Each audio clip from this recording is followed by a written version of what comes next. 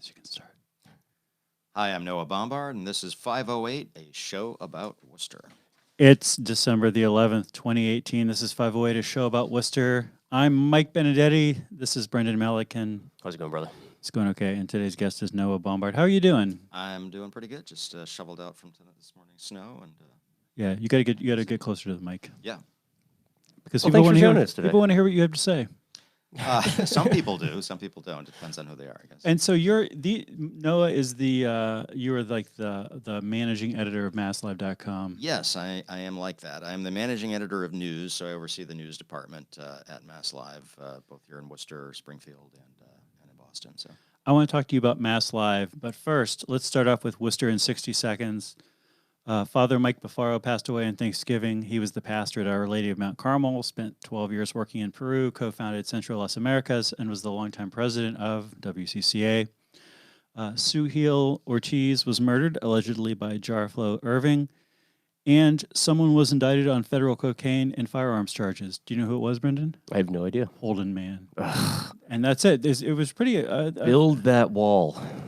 Noah, do you think it was kind of a calm news week in Worcester? One murder there's aside? Never. Well, actually, clarification: it's not been charged with murder. It's a manslaughter charge. Okay. So a slight difference there in intent. But Yes. yeah, it seems like I don't remember a slow week in Worcester. Like there doesn't seem to be a slow. Really? Week in Worcester. No, there's always something. Your experience going of on, Worcester is different than mine. Yeah, probably. Probably because we have the scanner running.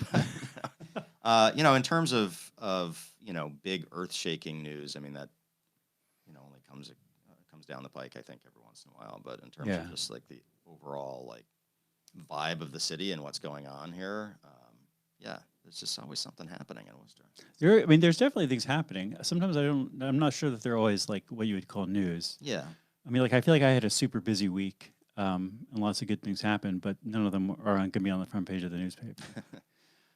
So I was talking the other day to a friend of mine about Mass Live. We were talking about journalism in Worcester, and my friend said, "Oh, I never really understood what that is. That's one of these things that I find myself at this website from time to time because people have put it on Facebook or whatever. I never know what that is." And I was trying to explain to my friend what it was. If my friend is listening now, would you like to give it a shot too? Yeah. People finding themselves on Mass Live is exactly what we've been hoping people do for many years. So Mass Live, we're a statewide news organization. We have a newsroom with reporters. You got to get close. You got to get closer to the microphone. Yep. Oh, If you want to take it out of the thing, you can take it out of the I'll thing. just put it I'll just right up against it there. Okay. So we're a statewide news organization in Worcester and Springfield and Boston. We have staff based in those three areas. We cover pretty much anything that's big happening in the state and small stuff as well. So the site has actually been around for, I think, 18 or 20 years now. Okay. So it's not a new site. We expanded into Worcester in a major way probably about 5-6 years ago. Mm-hmm. And then about a year and a half ago, we opened an office here. So, Right. we're here for good. What we do, I think, is not that different from what I've done in previous roles at newspapers. We have reporters that go out there and get stories and report on them, and we put them online. We put them on social media. We push them on video. So the only thing that's really different is we don't have a print product. Right. We don't produce a newspaper. We function and exist in a world where we feel like most people consume news these days anyhow, which is in a digital realm. Right. So, I mean, you've been on the show before, and I have been heartened in recent years that you have had. You have people in Worcester covering Worcester, like journalists who are doing regular kind of meat and potatoes, like going to meetings, reading reports, kind of stuff, like the kind of thing that we do on this show, where we like maybe sometimes add 5% of actual work and then a lot of attitude, is something which it seems like at least economically, definitely socially, is something which is sustainable for the long haul, and therefore there's no real shortage of people doing a little extra work and adding a lot of attitude. But actually going to the meetings and doing that stuff that like we require. When I'm reading the headlines here, they're from the Telegram or they're from you guys. They're not from random pundits. That's not how I'm finding out that stuff. I've been heartened that you have made it so that there's still, more than a handful of people covering the city. Yeah, I mean, let's be realistic. There are fewer people covering news now than there were 10 or 20 years ago. There's Yes. fewer people covering it in Worcester, and I think that's of a concern to a lot of folks. I think more impacted even are the smaller towns that used to have their own newspapers, their own reporter, that now don't have that. So it's certainly a different landscape than it was several years ago. What I like to say with our staff is, particularly those of us who kind of grew up in the newspaper business, which is take everything you learned at a newspaper and throw it out, Okay. and then take back the stuff that makes sense and works. And what hasn't changed is basic journalism. You know, talking to people, figuring out what the story is, verifying those facts. There's a lot of conversation out there, a lot of people chatting on social media, on Facebook, on wherever, but they often lack, as you say, like the original reporting. Like, did somebody Yeah. actually go and ask and find out about this? This happened in my hometown this summer. We had a conversation going on our little Facebook group about the movie or the TV show Castle Rock, which shot in town. Yeah. And people were asking, like, well, you know, did the town get anything out of this? And people were complaining that the traffic was backed up and the town hadn't gotten anything. You know, to the point where, like, we had a reporter like, just call the town. Yeah. Like, oh yeah, the school got $30,000 for the production crew using their parking lot, and some of the businesses got $2,000 or $3,000 for their inconvenience. And you know, so rather than people just kind of guessing, you know, I think it's really important to have somebody out there actually like doing the legwork and getting the answers. So Yeah, yeah, and you know, as I pointed out on this show too, like obviously, like I'm always very interested in crime news, and frequently the first draft of the crime news is whatever the press release that the police department put out. But I will say also, like crime stories that I've had some knowledge of, usually that press release is inaccurate because the person writing the press release misread something on the police report, something on the police report was ambiguous, something on the police report was wrong, and then that stuff gets corrected within 24, Yes. 36 hours. But if you don't have an actual journalist who's like, now here's day 2 of the story, now here's day 3 of the story, you as the person aware of the story are never going to get, you know, an increasingly factual version of what happened. well, and the other thing I think is having reporters who have some experience with these things, because you're right, and we talk about that all the time with police reports. These are put together by human beings. So there's, you know, an experienced reporter can read a police report and say, you know what, that doesn't sound right. I'm going to dig into that. And we're very fortunate here in Worcester at Mass Live to have Scott Croto, who has years of experience covering police, courts, crime, has a really good sense of that, and he really leads our coverage here in Worcester, particularly when it comes to courts and crime and statewide. And that's been a invaluable resource for us. A lot of times, I'm proud to say, you will see stories on Mass Live that you haven't seen a press release on yet. Yeah. Particularly with crime, because we have reporters who have that are well sourced. They have their nose to the ground and are able to pick up on these stories and verify them before there's even an official report out there. Because we're very much conscious of the fact that when something happens, people talk. You hear about a shooting, you hear about a crime, and they're going to social media saying what happened. And if the local government, if the police department isn't putting out a release very quickly to sort of answer that question, then, you know, we need to double down ourselves and figure out, you know, what we can verify and get that to the public. Brendan Milliken. Yeah, no, well, I mean, one, I think the thing that I love about Mass Live and the role that it's filled over the last few years is keeping stories going, right? Like, I feel like our attention span has gotten so short on the consumer side of things. It's easy just to get excited about that one first kind of headline and then let things die off. I remember years ago, you know, that we still had, sticking with the crime idea, like, I mean, Worcester Magazine was always great about reminding people every year that, like, there were still murders that the DA's office had barely even scratched the surface on investigating. Candace Scola is one that comes out that was like this evergreen story that whoever was at, generations of people at Worcester Magazine would just kind of remind the public, like, hey, here's a atrocious crime that was committed that has still never really even been looked at in any meaningful way. I mean, recently, I think you folks did a great job with that, with the Kevin Perry saga, right? Which was just like this insane nonstop. I mean, it was like made for TV local story about, you know, but at a time that's important to see that stuff, right? Because I feel like everybody kind of knows that when it comes to things like development around housing or just a building or construction and service industry, there's oftentimes a lot of drugs involved, right? That's not like a secret to anybody. Right. They're expensive industries, but to actually see that play out, I don't think anyone else really scratched the surface on it. Like, it was just like, hey, an arrest happened. It was, people get really excited when new restaurants were opening. But when the backstory of those new restaurants started to trickle out, nobody was really covering it. That said, like the thing that I always get, I always wonder about though is how do you folks differentiate between, in terms of importance, between those those big stories that are obviously going to be interesting and important, and as Mike said, like the meetings. Like one that I don't think I've seen anybody cover yet. This week I'm on the school building committee for Doherty. Like, that's going to be roughly $300 million construction project.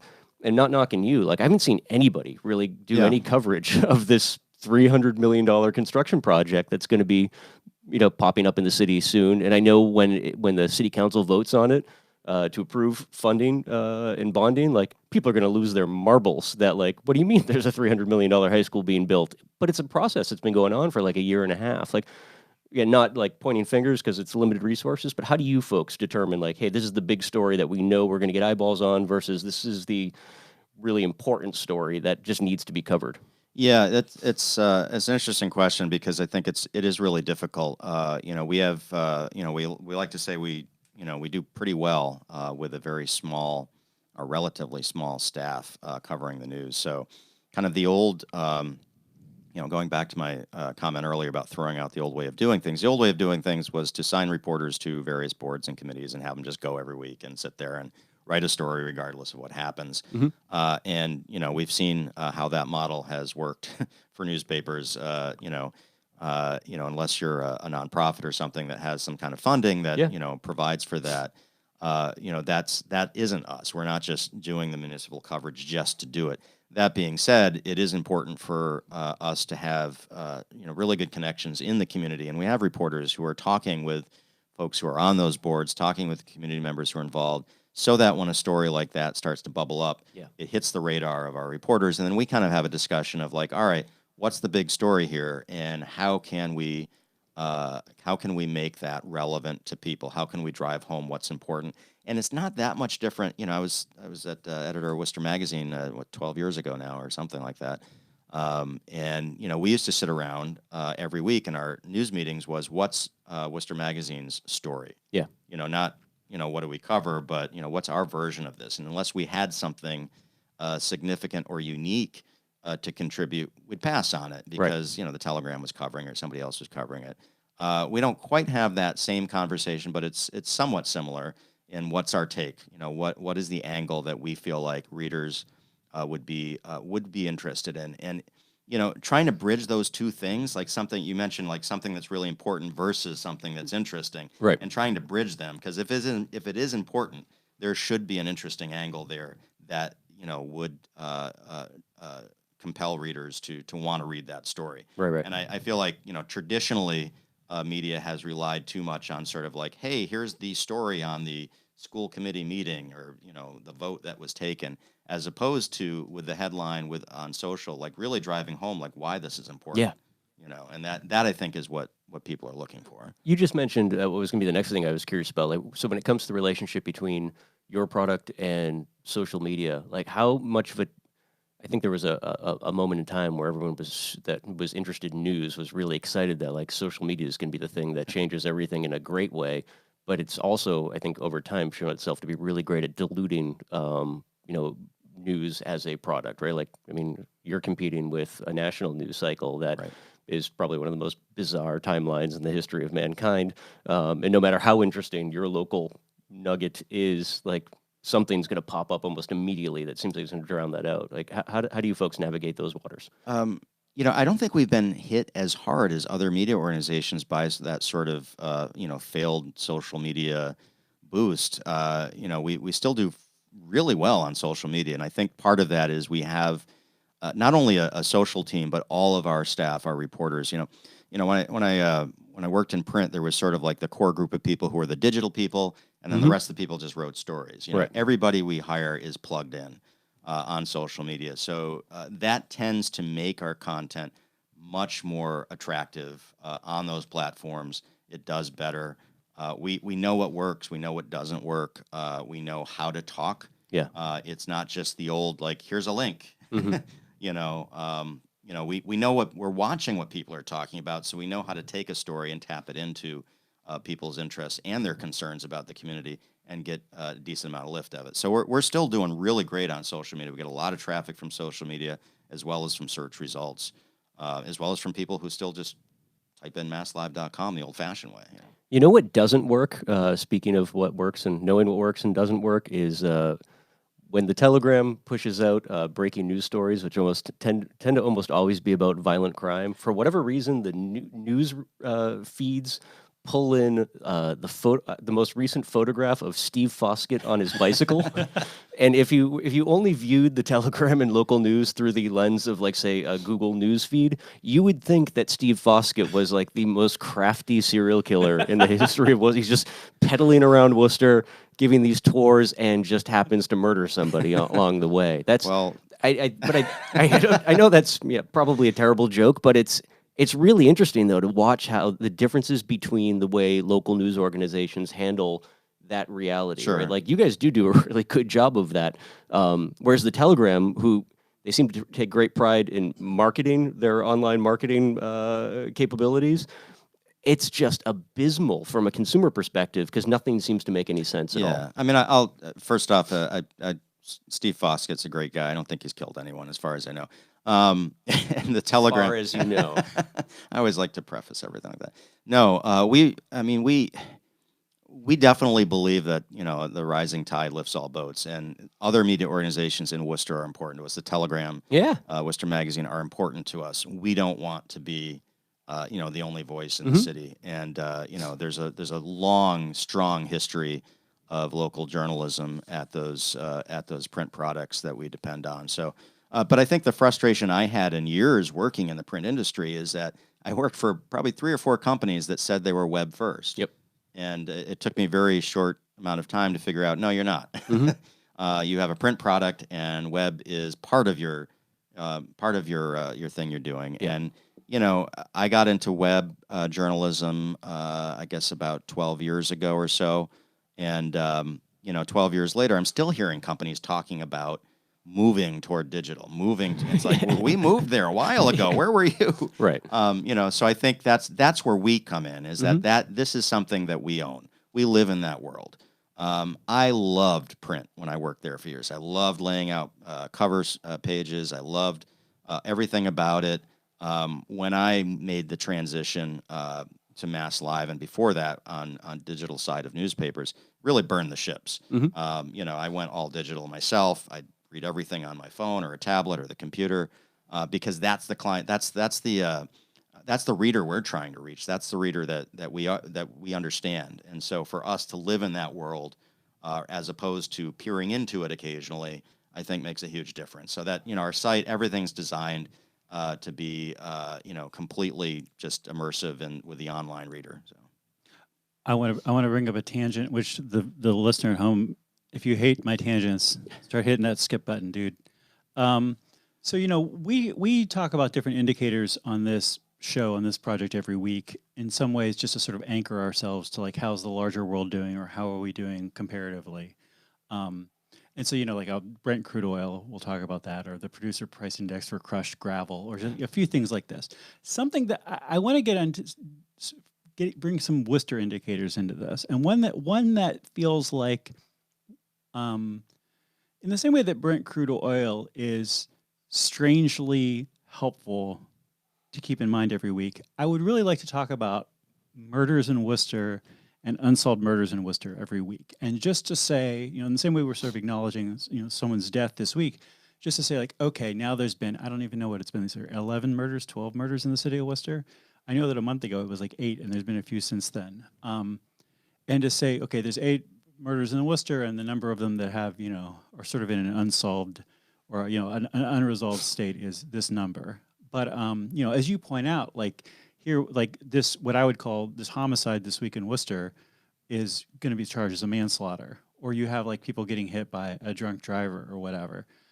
which makes me realize we probably need to be more specific as far as what we actually want to talk about. Like I said, this is a tangent. What should we do? Well, I think you're. If I understand what you're saying correctly, I think you're more likely looking at sort of the crime-related death index as opposed to a murder index as to what what deaths that could be prevented other than people's health habits and things like that, but caused by another individual, whether voluntarily, involuntarily, or whatnot. I mean, I think that's a real thing.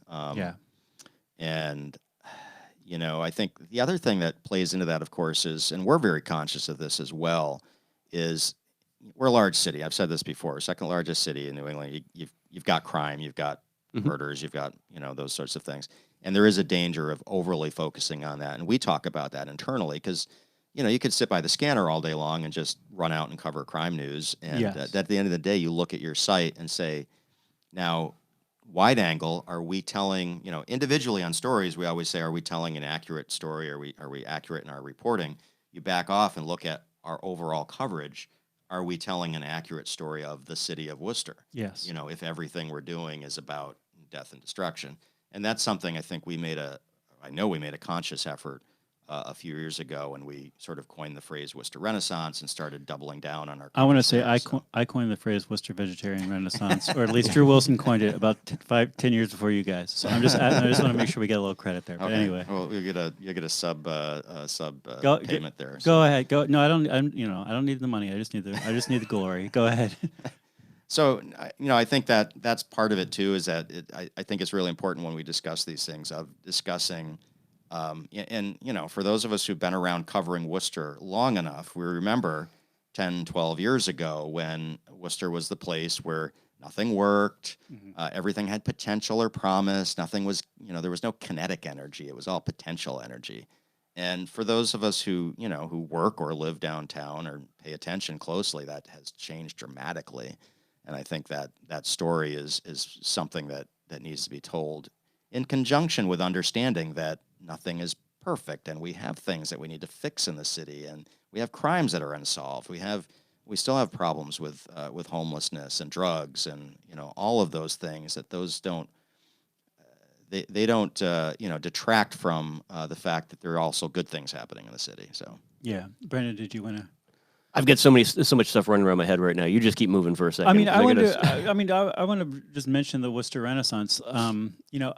It was interesting when you were talking about Worcester Magazine and their perspective on things. As especially in their days as an all weekly, I think their perspective, obviously, I guess, is sort of been a contrarian one. So that if the powers that be are like, this is great, to say, actually, this is terrible, or vice versa. If the powers that be are like, this is terrible, to say, no, actually, like, this is like cool, and this is like people doing some cool bohemian thing or some visionary whatever. At Mass Live, I think you guys definitely have like that other mainstream perspective. It feels like where like you said, like you guys talk about the Worcester Renaissance, and you guys talk about whatever housing problems or whatever, but you guys are not like, oh yeah, and this is terrible, and every other word out of your mouth is gentrification.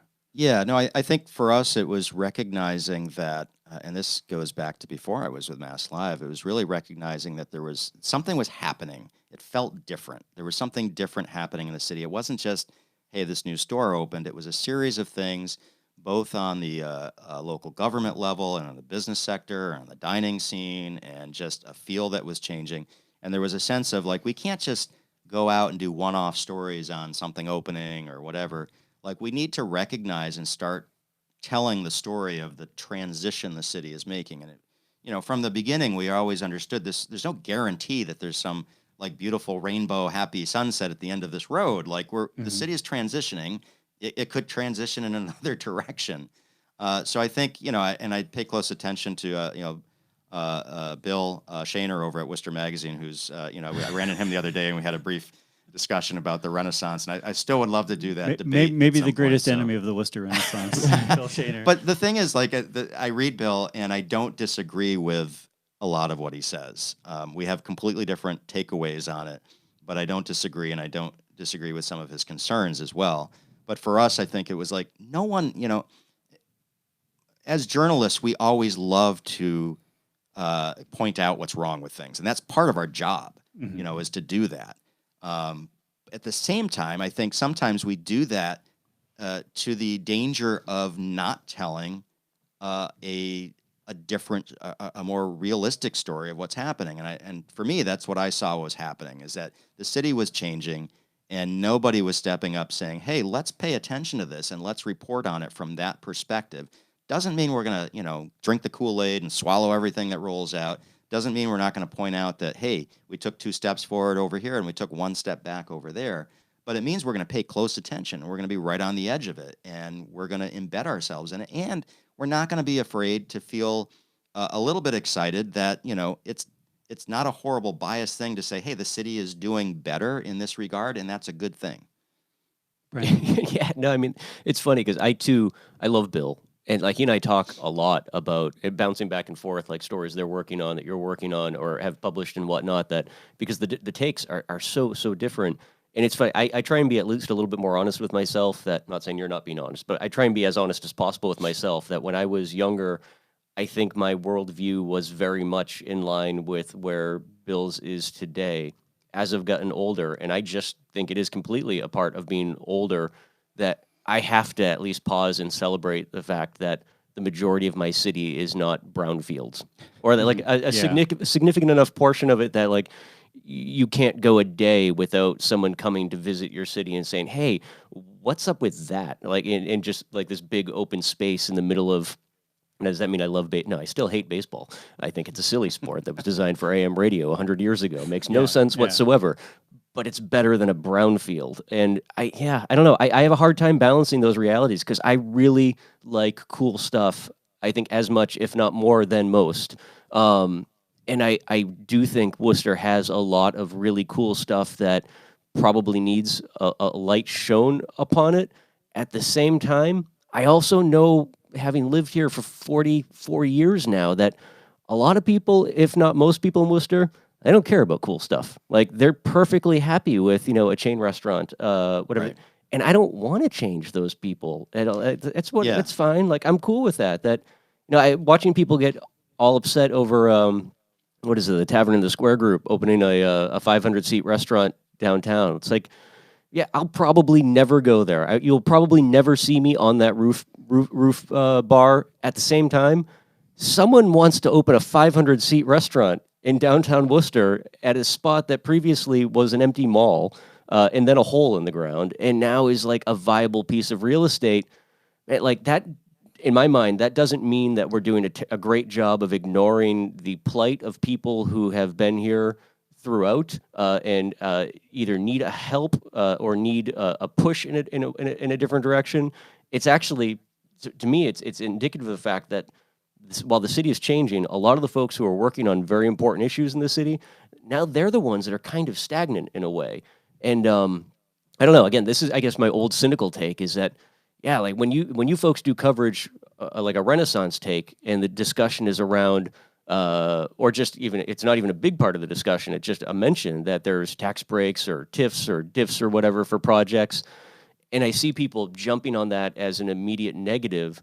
And then you look over on the side of like election coverage, and it's like, oh, like, hey, 10 people showed up to vote this year. It's like those things don't, they don't, the logic sort of doesn't balance itself out. And it's like I totally, in my core, agree with all of the hostility that I think comes from a younger generation. It says like, hey, this city isn't our city anymore, and you're not lining up a future for us.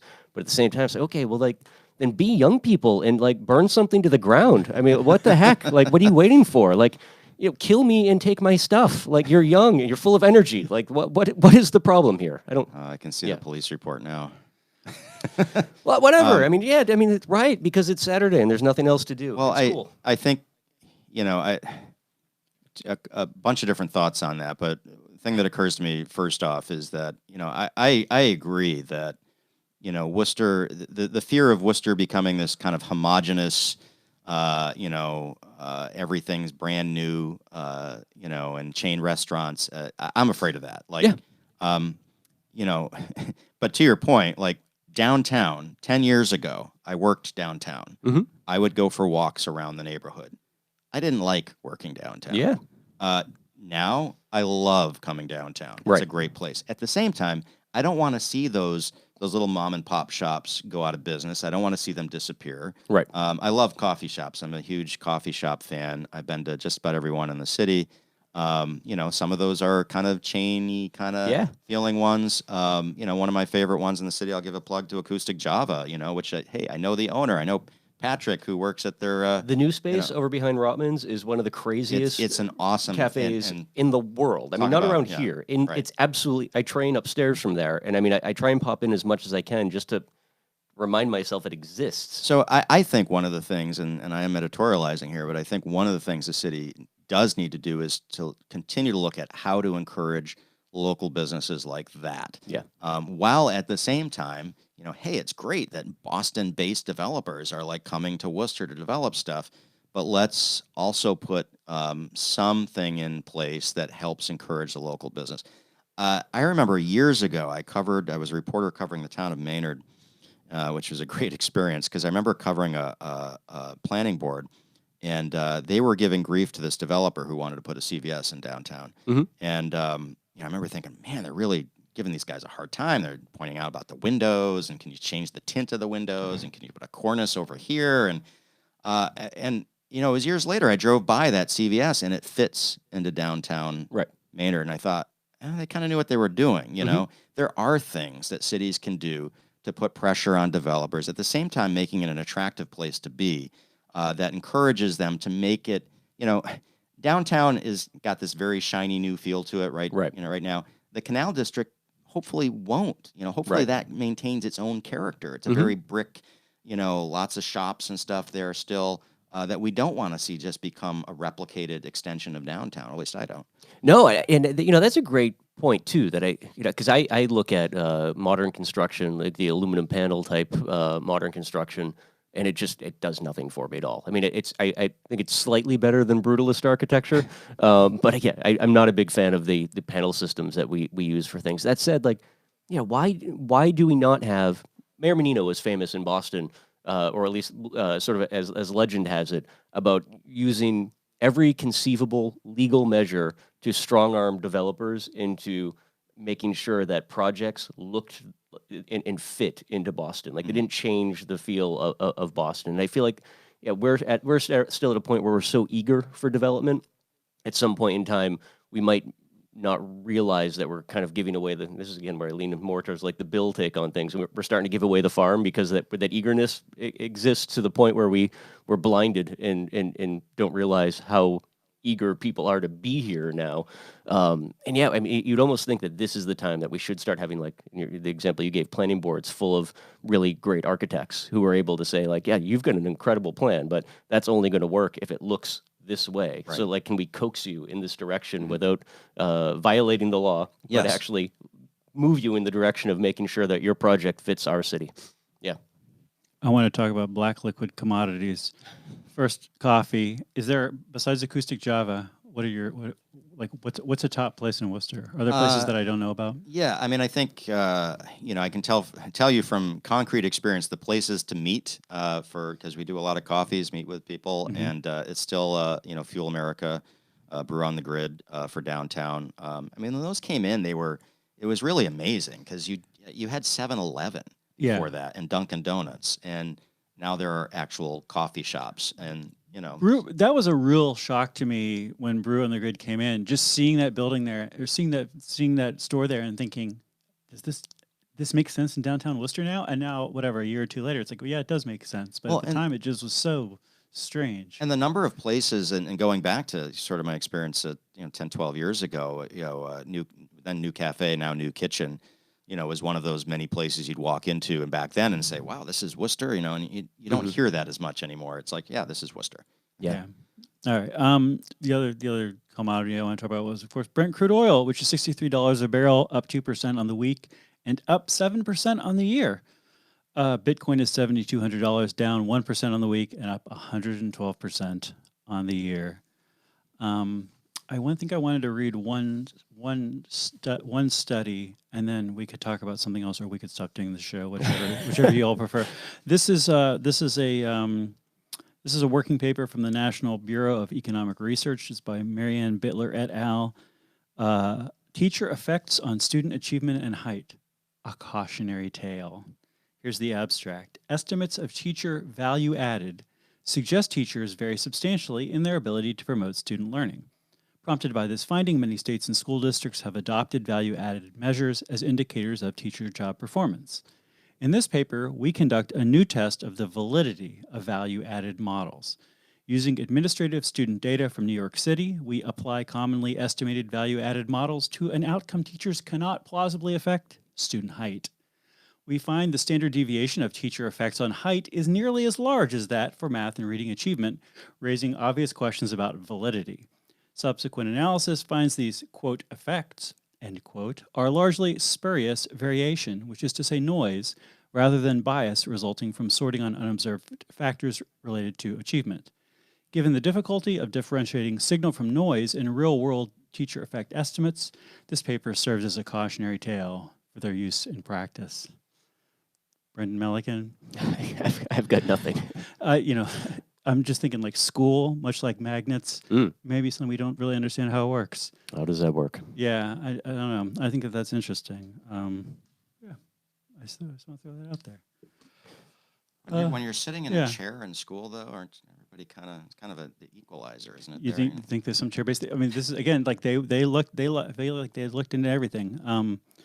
Yeah, I mean, I just sort of love a study like this, which just sort of says like, all right, like we spend a lot of time trying to figure out if these teachers are good or bad based on test scores or whatever, and we think we know who's good and we know who's bad, and we think we know by how much.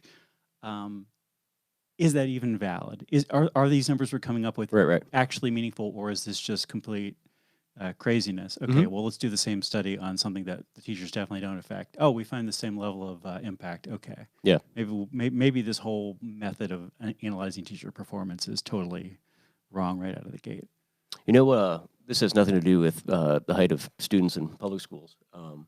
I wonder a lot, too, going back to our conversation about development downtown, because you mentioned that, obviously, I think it's fair that people would hope that there's focus on development that isn't downtown. That seems to be a common refrain from folks. But I think it's also really important for people to remember, and I think this is something that might be difficult for on the younger side of things, if you're only aware of what's really existed in your own, as you've been paying attention, how recent ago it was that I think you made this point, there was nothing downtown. Yeah. It was a wasteland down there. I mean, I remember when I was slumming around the Lucky Dog, I mean, this is almost 20 years ago now. I mean, over 15, but maybe less than 20. There was a night that David Lee Roth came to the Palladium, and they sold exactly 0 tickets. So they basically comped the entire theater to like all the nightclubs and whatnot. Just went around old school in person, just handing out massive numbers of tickets. And this big crew of us walked from the Lucky Dog down to the Palladium, and it was weird. Like that walk, which now, if you think about it, it's like a 5-minute walk, an 8-minute walk, a warm summer night, like it's unobstructed. There's nothing. It's a really quick walk. But at the time, because there was nothing in between, it just seemed like this death march that went on forever. There were no people, there was no signs of life, there were no businesses. You just had, empty parking garages and brownfields were basically what you walked through. And now it's like, yeah, I mean, there's plenty of things that we can complain about in terms of the way, in terms of execution, and hopefully we do learn from any mistakes that we made getting to this point in the city. But it's kind of amazing that like you could walk from where our business is on Highland Street down to the Canal District and get distracted enough along the way by other cool stuff going on that you might not actually end up getting to your intended destination. I know when we first started talking about the ballpark and the initial plans for that, I had made mention that like one of the parking solutions was actually the lot that's at the end of Highland Street closer to Lincoln Square. Yeah. And a lot of people, like, when they heard that, like, thought it was insane. Like, well, why would you put Highland Street? A million miles away. Because it's, like, right next door. It only, for, I think, older locals, in your head, it seems like it's a million miles away because you would never have dreamed walking that route 10, 15 years ago. Now, like, you probably wouldn't get to where you wanted to go. There's definitely I think, and McGrath, of course, is the great divider that I think people think they can't. And I love walking, and I walk the city all the time. Not today, but when in the warmer weather. And I've walked from our office here next door to Birch Tree or the Canal District. It is, like you're saying, it's not a long walk. No. I think one of the challenges that the city still has is getting people over that sense of like getting across McGrath. And part of that is the tunnels too, which is partly on or mostly on, I believe CSX, or not CSX, CSX, that owns part of the railway there. Because the city is limited what they can do there. But those are still kind of those dark, scary spots. Yeah. That, if you look at what other cities have done to turn those types of places into bright, inviting spaces, that can make a huge difference in people kind of getting over that hump of like, hey, I can walk there. It's 2 blocks. And even though I'm crossing McGrath and going under this tunnel, which maybe, in the future would be lit with, bright lights or something, or colored lights or something. You just said exactly what I was thinking. Like, instead of every 10 to 15 years coming up with a new diversity mural celebrating abstract farming practices that's just going to fall off 6 months later because the bridges are made of limestone. I don't know, maybe find a local artist who wants to do something really cool with LED and plug it in and actually turn it into a piece of art that is less an imposing sort of passageway to get through. But I'd say one more thing on the Renaissance thing, because I think, you just like saying Renaissance. Every time you say that word, I get it's 5 cents every time we do that. Which is interesting too, because we could have gone in a different way, and we were trying to figure out like what do we call it, and that name just kind of stuck. But I think the opinions of people who live here are obviously highly valued.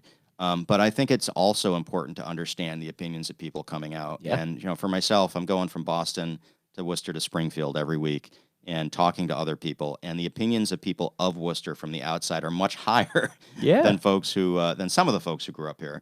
And I think that says something about what the city has been able to accomplish in recent years. So. Well, it also, New England is a very grouchy and bitchy part of the country, and Worcester is a very grouchy and bitchy part of New England. So, in some ways, whenever I see, whenever we say good things about Worcester on this show, I sort of feel like as a transplant. How dare you? I'm not really getting with the program. It's like, dude, you're gonna keep living in Worcester. You got to just like start hating on the city more, because otherwise, why are you here? Who are you? What kind of Worcesterite are you to say nice things about the city? No, I mean, like you, I worked a significant part of my adult life on the other side of 128, and I mean, Worcester had been nothing but a running setup for a bad punchline in my time out there. And those same friends, former colleagues and whatnot, are constantly reaching out, asking like legitimate questions about everything from investment property to moving out here, realizing that it is a totally viable place to live. And yeah, I mean, I guess I get the resentment, especially if people feel as though in a city that has struggled financially for a long time, I think it's fair to say we've been a relatively poor city since our sort of industrial industry collapsed and whatnot, and I think it's in some way fair to be suspicious of people who want to move here, especially if they're moving here because they have the means to, and it might save them a few bucks based on a more valuable property or residential marketplace. But man, it's like people want to come here. Like, so at the same time, they're going to find a way to balance those things out. Well, and I think they're throwing a cool party, man. Like, don't be upset that there's like a line at the door. The narrative too is important, because I think there's a lot of valid concerns when we talk about people getting priced out and mom and pop stores disappearing. Those are real concerns. But I think where I get frustrated, particularly when we hear comments of things that are just wrong. People talking about 145 Front, which is a uber priced new development in the city, and they'll say, well, no one lives there. No one will live there. Well, the data is, it's just about full. So the data is wrong. Yeah. So if you're going to have criticisms of the city, and please, do, because I think that's important, focus on stuff that is real and not stuff that just, sounds good. There is a level of self-awareness that I think any community needs to have, and it's important that we're not mistaking growth in a third string city like Worcester to like LA or San Francisco or whatever. That I always like looking at the actual costs of housing, like say on a per bedroom level, and more often than not, even when they see pretty significant bumps, they still are in line with the percentage of median income that that should be expended on housing. And again, that's, I think, goes back to what I was saying a moment ago. That's more indicative of Worcester's long-term problem being one of poverty. But that's something that we need to be aware of ourselves and not blame the outside world for our struggles there. Like, there are probably solutions to that there. I mean, we've got a political machine in the city that has been doing the old, like, promising jobs routine, for just as long. You can only go so far doing the exact same thing over and over again, and then think it's okay to blame the outside world for all of your woes. Like, we really need to be getting on the stick when it comes to rethinking and reinventing who we are from an economic perspective. Otherwise, yeah, we will just be taken advantage of, and all the screaming of in the world isn't going to stop people from being able to come here from the outside and take advantage of a ripe real estate market. The way we insulate ourselves from that, we could do it through ordinance and legislation that makes us not attractive for anyone to come here ever again. It's hard to do that without making it hard for us to just have housing in general, though. So then your affordable housing problem just gets worse. Well, that's what I'm saying. Like, it needs to be a real, well thought out plan. Yeah, that does take locals into account, but can't just be, again, empty words from politicians promising new jobs and, like, factories coming back, things that we all know are completely not realities. But we hear, maybe that's something that you should stick a reporter on as we get into another state election cycle, right? Is like, let's actually pay attention to the local politicians or wannabe politicians that are promising economic solutions that are completely non-viable, because that's just lying to people. And I feel like that's part of our problem. A lot of our favorite politicians have been promising the same thing for decades. Well, and I think it appeals to certain people too, because a lot of folks would like to just go back. Yeah. And there are exceptions to the rule. I mean, the South Worcester Industrial Park, I think, is a great example. I remember you doing a show there years ago. Oh, yeah. Walking around the empty park, nothing was there, and now it's full. Yeah. With viable businesses. So I mean, that's an example of, like, manufacturing coming back to the city, but it's not going to come back in the same way that it was, It's 30, 40 there's not years like ago. 10,000. There's not like 10,000 people working at. No. But it's also indicative, too, I think, of sticking with that other team for a second. You can also see through, like, say, the Cambridge Street corridor and whatnot, that's a neighborhood that's also ripe for gentrification that nobody's paying any attention to at all. Like, forget about Main South and in other parts of the city, downtown, where really nobody lived in the first place. There's nobody to gentrify downtown. There was 7,000 residents there at its peak before 145 Front Street came in. There are entire neighborhoods that we have put a significant amount of resources into that we also demoed a lot of the problem properties and could now start pushing an entire neighborhood in a direction that it might not be prepared to go. And I don't hear a lot of people talking about that either. Again, it's the celebration of politicians with ideas that are kind of dead in the water. I think is an important thing to be critical of as well. Noah, thanks for being on the show. Thanks for taking time out of your busy schedule. And I want to say to the people listening at home, thanks so much for your feedback. Like, if you like this show, the best thing you can do, honestly, to encourage us is to give us a little bit more feedback. Very frequently, you're going to send me feedback, and I'm not going to respond because your feedback is much more thoughtful than I can possibly respond to. But that doesn't mean don't send it. I still really appreciate getting it. And this is 508. And if you got any feedback, you can email pieandcoffee@gmail.com. You can bug us on social media. We probably get a Tinder account up there pretty soon. Whatever you guys need, let us know. Good luck, man. Thank you. Worcester, good luck to you too. We'll talk to you everybody next week.